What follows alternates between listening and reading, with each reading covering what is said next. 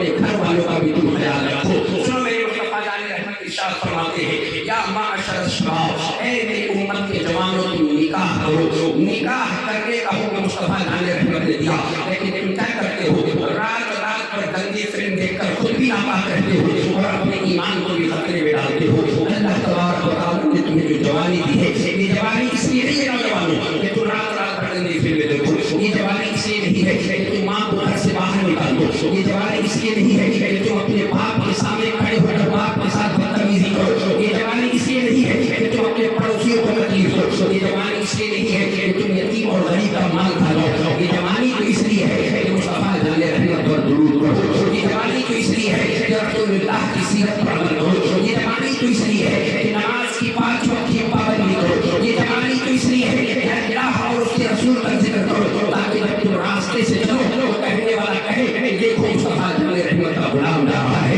مصطفیٰ جان رحمت کا نام لیا جا رہا ہے۔ صرف کربلا میں صرف محرم میں 10 دن اسلام نہیں ہے، محرم میں 10 دن ہاتھ میں ڈنڈا لے لینے کا نام اسلام نہیں ہے۔ دیکھو جیسے ہی چاند نکل آئے گا، ہر بچے کے نام، ہر بچے کی زبان پر یا حسین کی صدا بلند ہوگی۔ میں پوچھنا چاہتا ہوں کہ کیا امام حسین وہاں پر جو گئے تھے کربلا کے میدان میں، کیا دولت کی جنگ ہو رہی تھی، کیا صفت کی جنگ ہو رہی تھی، کیا مال اور حسب کی جنگ ہو رہی تھی، کیا بادشاہیت کی جنگ ہو رہی تھی؟ نہیں کہے، اٹھاؤ تاریخ کے حوالے پڑھو۔ اللہ اکبر، حرام چیزوں کو حلال کیا جا رہا تھا۔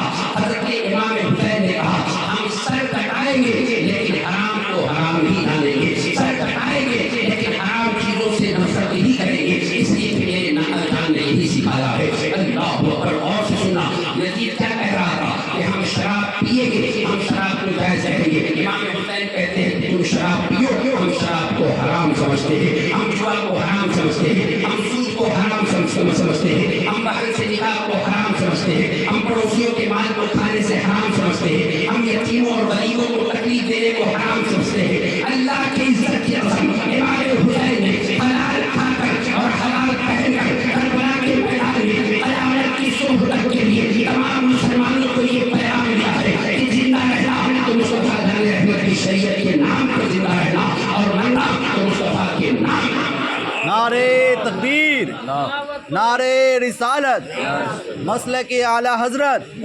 علماء اہل سنت مولانا مدثر رضا برکاتی۔ لوگوں ذہن و فکر کا ممبر شریف کے قریب کرو۔ میں نے کہا نا کہ آج آپ کا باپ، نوجوانوں تمہارا باپ لڑکی والوں سے رشتہ طے کرتے ہوئے گھڑی مانگتا ہے، چین مانگتا ہے، سونے کی چین مانگتا ہے، سونے کی انگوٹھی مانگتا ہے۔ پتہ ہے سونے کی انگوٹھی اور چین کیا ہے؟